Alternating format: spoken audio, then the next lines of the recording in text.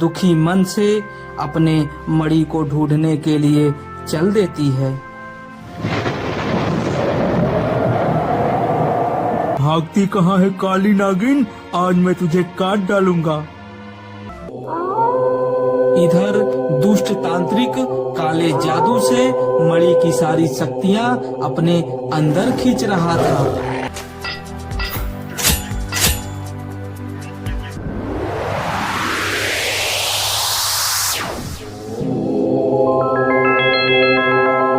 मणि के निकलते ही साधारण नागिन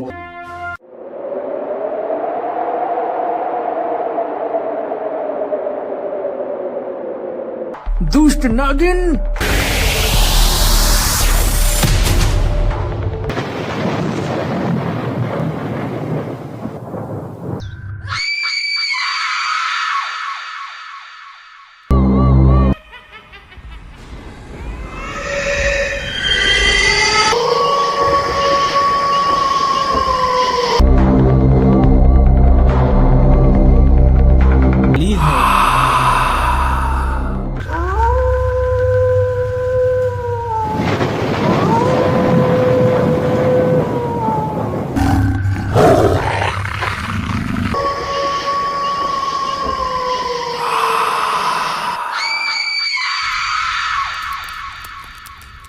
और शैतानों का घर।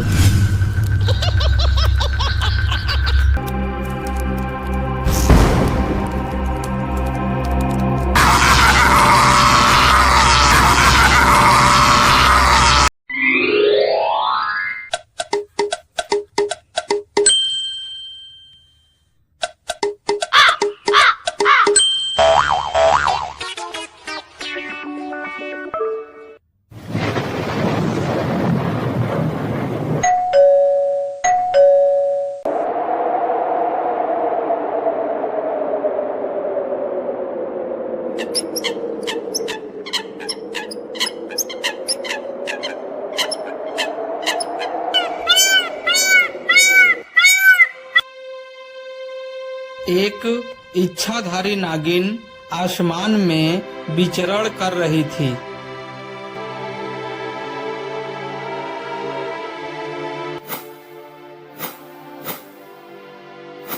कुछ गुंडे एक आदमी को बड़े ही बेरहमी से मार रहे थे। गुंडों के मार के वजह से वह आदमी एकदम से बेहोश हो चुका था। गुंडों का सरदार अपने साथियों से कह रहा था, बचना नहीं चाहिए, जान से मार दो इसे। तभी इच्छाधारी नागिन उड़ते हुए उसी जगह पे आ जाती है और गुस्से में कहती है, अरे अरे दुष्ट पापियों, ये क्या कर रहे हो तुम लोग? एक निहत्थे आदमी को इतनी बेरहमी से मार रहे हो तुम लोग। आखिर उस इंसान की गलती क्या है, जरा मुझे भी तो बताओ। अरे अरे दुष्ट पापियों, तुम लोगों को सुनाई नहीं दे रहा है क्या? मैं कब से कहे जा रही हूँ कि आखिर बात क्या है, लेकिन तुम लोग तो मेरी बातों को हवा में उड़ा दे रहे हो। नागिन के बार बार समझाने पर भी गुंडे नहीं मानते हैं। अंत में गुस्सा होकर नागिन अपनी शक्तियों का इस्तेमाल शुरू कर देती है।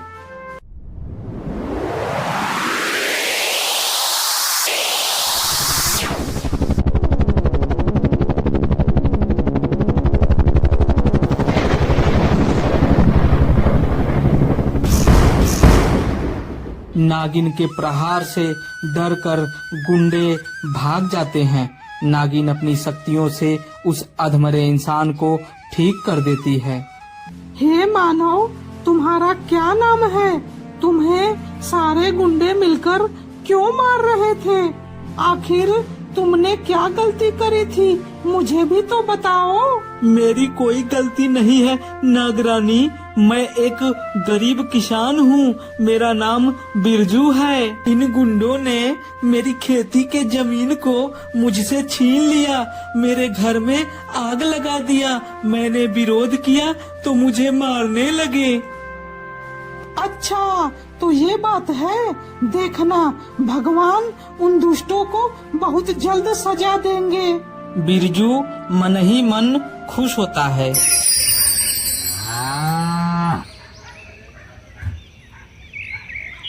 बिरजू के जीवन का मनहूस दिन बीत जाता है। फिर अगले दिन सुबह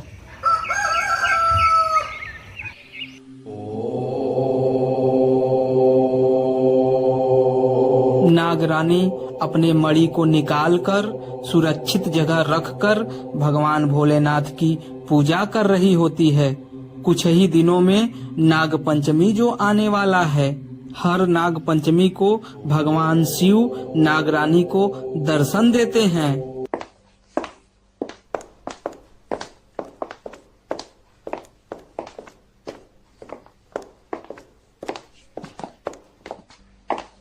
खजाने की तलाश में चारों गुंडे जंगल में जाते हैं। जंगल में भटकते भटकते गुंडे नागरानी के गुफा के पास पहुंच जाते हैं।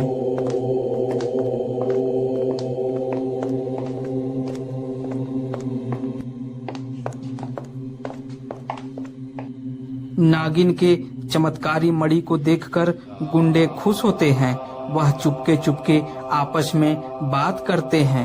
वो कहते हैं कि यही मौका है इस नागिन से बदला लेने का।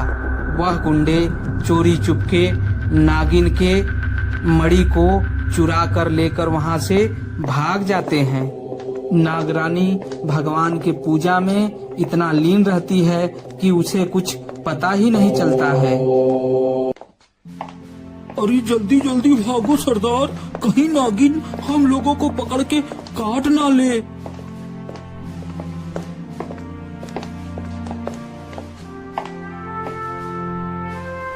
चारों चोर मणि को लेकर तांत्रिक के पास चले जाते हैं। इधर मणि को ना देखकर नागिन रोने लगती है। मणि के दूर होते ही नागरानी की शक्तियां धीरे धीरे खत्म हो जाती हैं और वह एक इच्छाधारी नागिन से साधारण नागिन बन जाती है।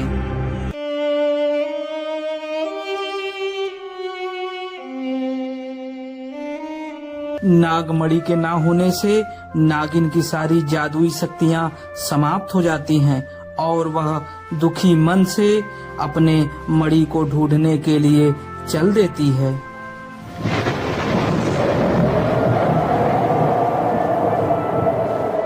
नागमणि के शक्तियों से उड़ के जाने वाली नागिन जमीन पे रेंगते हुए जाती है तो उसे कंकड़ पत्थर चुभते हैं, लेकिन अपने मणि को पाने के लिए निरंतर वो आगे बढ़ती रहती है।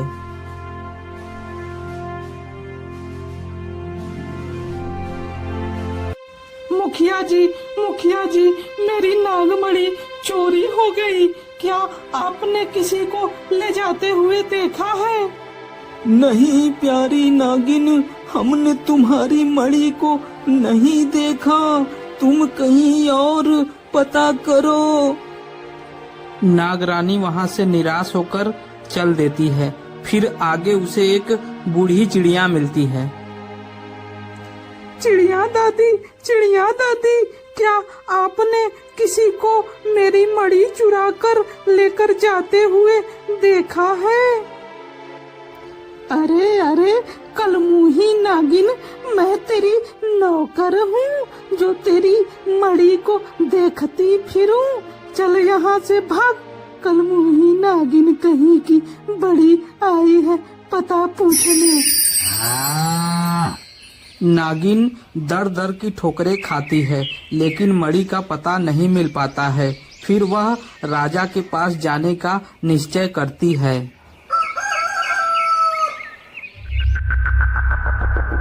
इधर गुंडे मणि ले जाकर तांत्रिक के पास रख देते हैं और कहते हैं, गुरुजी, इस विचित्र मणि के बदले हम लोगों को ढेर सारा खजाना तो मिल जाएगा ना।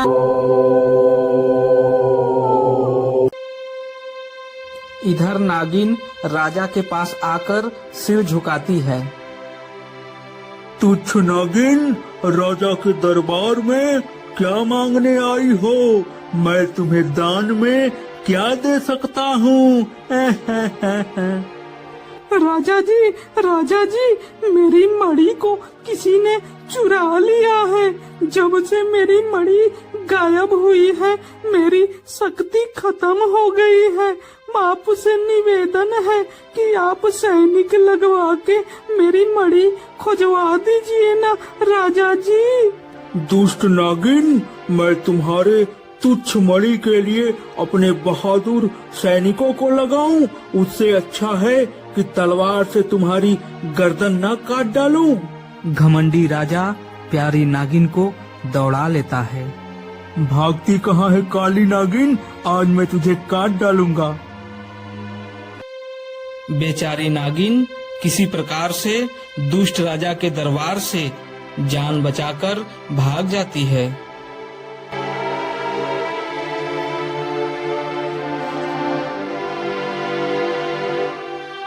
दर दर ठोकरे खाने के बाद बेचारी नागिन एक घर के पास आके बैठ के रोने लगती है। दुखियारी नागिन को अब विश्वास होने लगा था कि उसका मणि अब उसे कभी नहीं मिल पाएगा। बेचारी नागिन गहरी चिंता में बैठी हुई थी। तभी वहाँ पे बिरजू किसान आ जाता है। अरे प्यारी नागिन, आप कौन हो और क्यों रो रही हो? आखिर बात क्या है? नागिन अपने साथ हुई घटना को बिरजू से बताती है।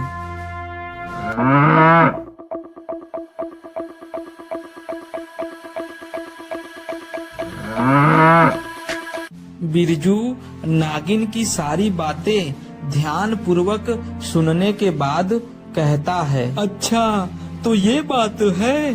दुखी लोगों की मदद करना तो हम इंसानों का फर्ज है, और एक बार आपने मेरी जान बचाई थी तो ये फर्ज और भी ज्यादा बढ़ जाता है। प्यारी नागरानी जी। बिरजू नागिन को अपने सर पे बैठा के चल देता है और कहता है कि पास के जंगल में एक गुफा है जिसमें एक तांत्रिक मणि की पूजा कर रहा है। इधर दुष्ट तांत्रिक काले जादू से मणि की सारी शक्तियाँ अपने अंदर खींच रहा था। यज्ञ के पूरा होते ही मणि की सारी शक्तियाँ समाप्त हो जाएंगी और वह तांत्रिक अमर हो जाएगा।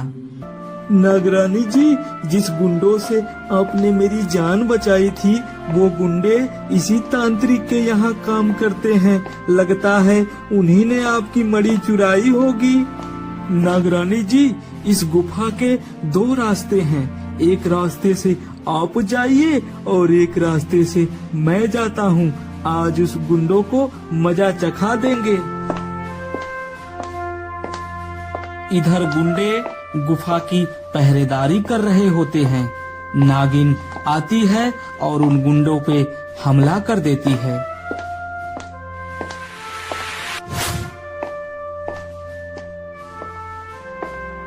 एक गुंडा नागिन से लड़ने की कोशिश करता है, लेकिन गुस्से से पागल हुई नागिन अपने काले विष को गुंडे के अंदर उतार देती है और दोनों को मार करके गुफा के अंदर चली जाती है।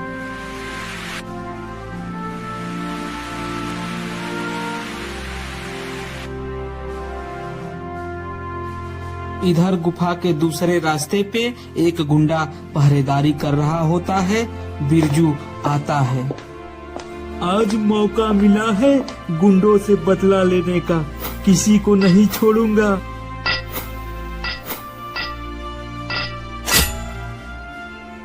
थोड़े ही देर में गुंडा धराशाही हो जाता है और बिरजू गुस्से में चिल्लाते हुए गुफा के अंदर चला जाता है। कहाँ छुपा है हरामी गुंडे? तेरे पाप का घड़ा भर चुका है, अब तुझे कोई नहीं बचा सकता। बिरजू, अगली बार तो तू मेरे वार से बच गया, लेकिन इस बार नहीं बचेगा। मैं तुझे तड़पा तड़पा के मारूंगा।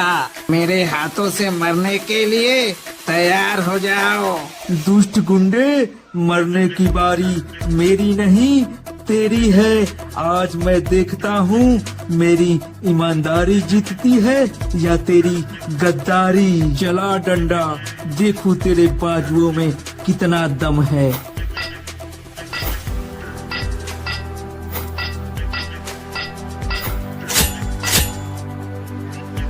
बिरजू के दमदार वार से गुंडों का सरदार छटपटाकर धरती पे गिर जाता है और वहीं पे दम तोड़ देता है। तांत्रिक की पूजा समाप्त होने वाली थी। नागरानी, उड़ के जाइए और मणि को निगल लीजिए।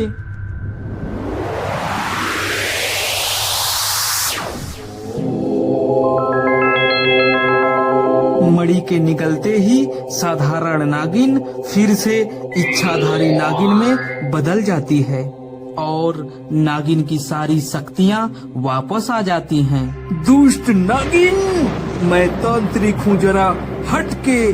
तुम निकल नहीं पाओगी मेरी शक्तियों से बच के। मैं तुम्हें लड़ने की चुनौती देता हूँ। मुझे तुम्हारी चुनौती स्वीकार है तांत्रिक। मैं भी देखती हूँ अच्छाई की जीत होती है या बुराई की जीत होती है। चलो आसमान में लड़ने के लिए।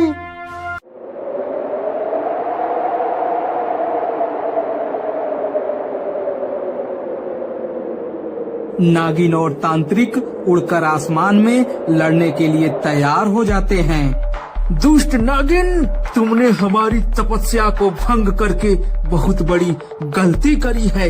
तुम्हें और तुम्हारे शरीर को जलाकर राख कर दूंगा मैं।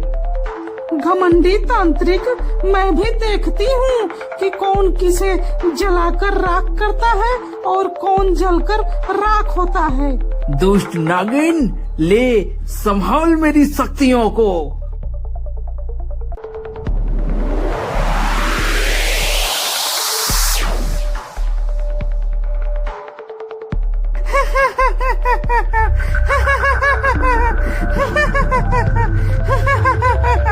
तेरा अंत निकट है नागिन, ये ले।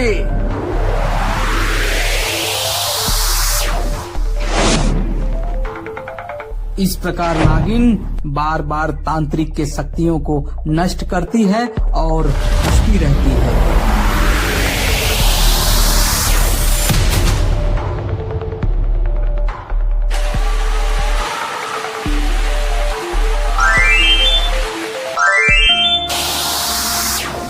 दुष्ट तांत्रिक, अभी वक्त है, संभल जाओ। जाओ यहाँ से, भाग जाओ। मैं तुम्हें जीवन दान दे दूंगी। दुष्ट नागिन, तू मुझे जीवन दान देगी? अब तो तुझे मरना ही होगा। ये ले मेरी शक्ति।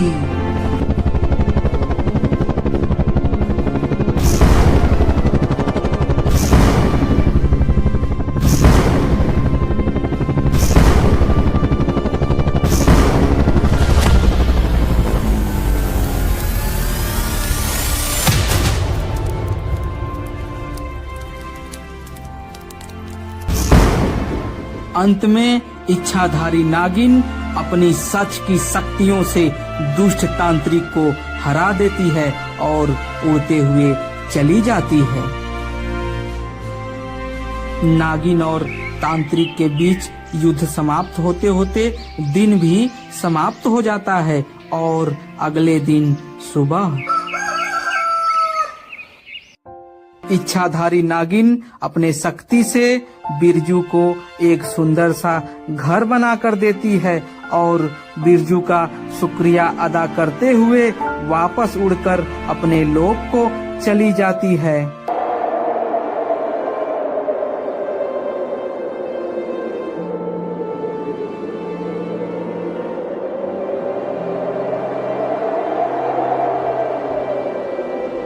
नागिन जैसे ही राजा के महल के पास पहुंचती है, महल को देखती है, उसे गुस्सा आ जाता है और वह अपनी शक्तियों से महल में आग लगा देती है।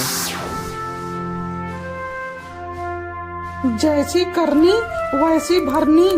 दुष्ट घमंडी राजा, आज मैं तुझे और तेरे महल को जलाकर राख कर दूंगी। एक सच्चे राजा का ये कर्तव्य होता है कि वह अपने राज्य के सभी छोटे और बड़े जीवों की रक्षा करे। घमंडी राजा, तूने अपने कर्तव्यों को भुलाकर अपने काल को निमंत्रण दिया है।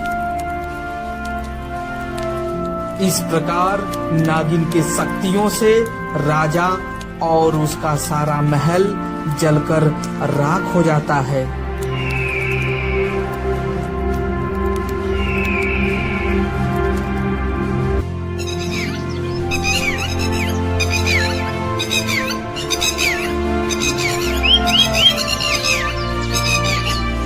इच्छाधारी नागिन उड़ते हुए नागलोक के दरवाजे पे पहुंचती है। तभी अचानक से भविष्यवाणी होती है।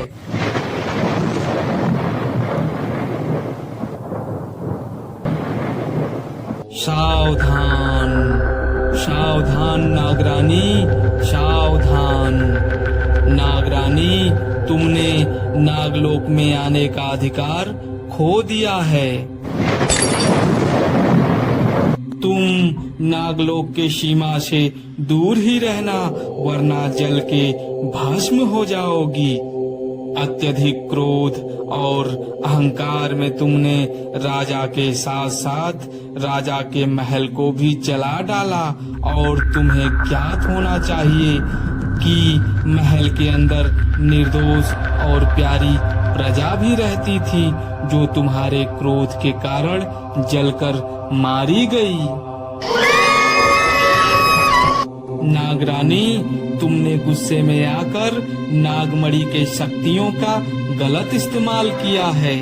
किसी के जीवन या मृत्यु का अधिकार सिर्फ प्रकृति के पास होता है, और तुमने निर्दोष प्रजा को मारकर प्रकृति के नियम को तोड़ा है। इसलिए तुम्हें नागलोक से निष्कासित किया जाता है, और साथ ही साथ तुम्हें श्राप दिया जाता है कि तुम नरक के 3 दरवाजों में भटकोगी।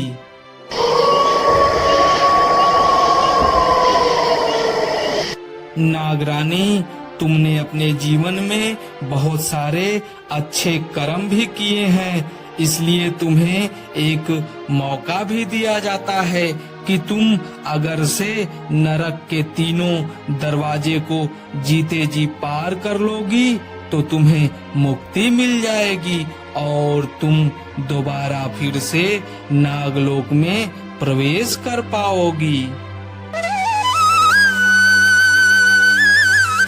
लेकिन ध्यान देने वाली बात यह है कि आज तक कोई भी व्यक्ति नरक के दरवाजे को पार नहीं कर पाया है, और यह कार्य तुम्हारे लिए भी लगभग असंभव ही होगा।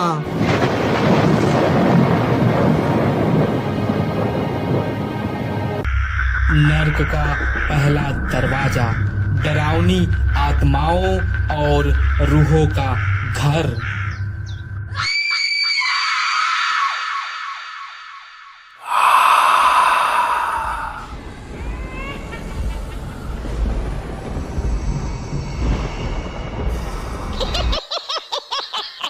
नागिन के लिए विचित्र आत्माओं और रूहों से लड़कर और बचकर आना लगभग असंभव है।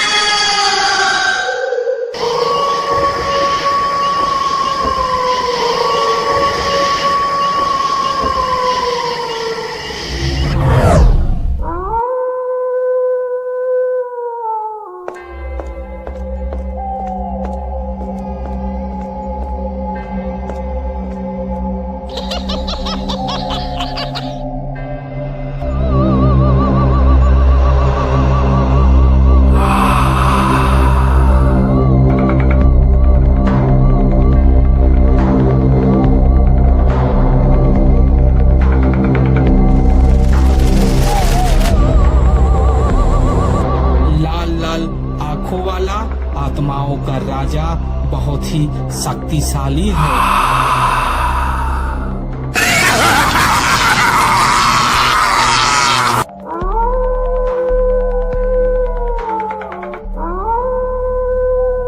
नर्क का दूसरा दरवाजा भयंकर गर्मी, तूफानी बारिश और खतरनाक जानलेवा आदमखोर जंगली जानवरों का घर।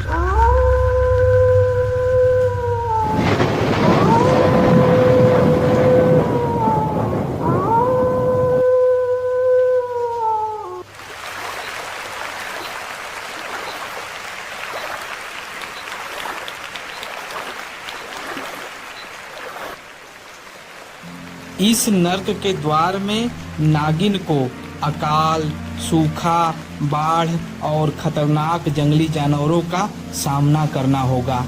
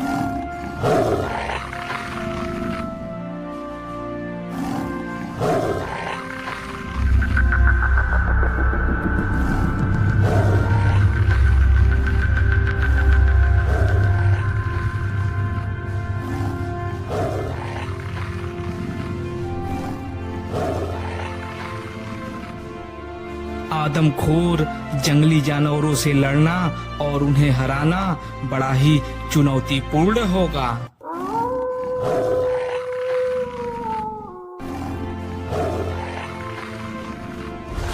नर्क का तीसरा और आखिरी दरवाजा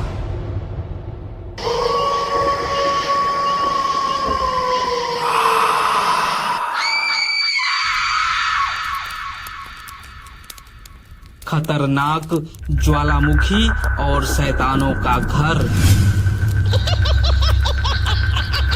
किसी को भी अपने तरफ खींच के जलाकर राख कर देने वाले ज्वालामुखी और शैतानों से बचना नागिन के लिए बड़ा ही मुश्किल होगा।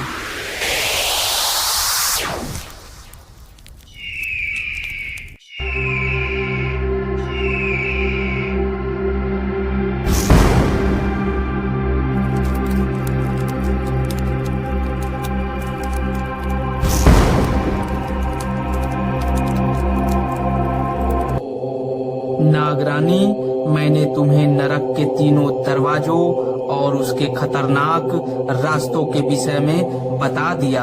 अब तुम चाहो तो यहाँ से भागकर कहीं दूर छिपकर एक साधारण और तुच्छ नागिन की जीवन बिता सकती हो, या तुम चाहो तो नरक के दरवाजों को पार करके पुनः नागलोक आ सकती हो।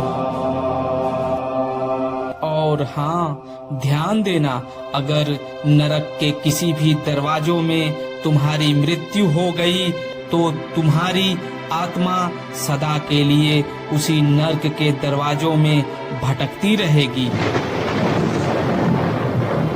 नागिन मन ही मन नरक के दरवाजों में जाने का निश्चय करती है और जाने के लिए तैयार हो जाती है। नरक के 3 दरवाजों को पार करके नागिन वापस नागलोक आती है या वहीं पे मारी जाती है। आगे की कहानी भाग 2 में देखें।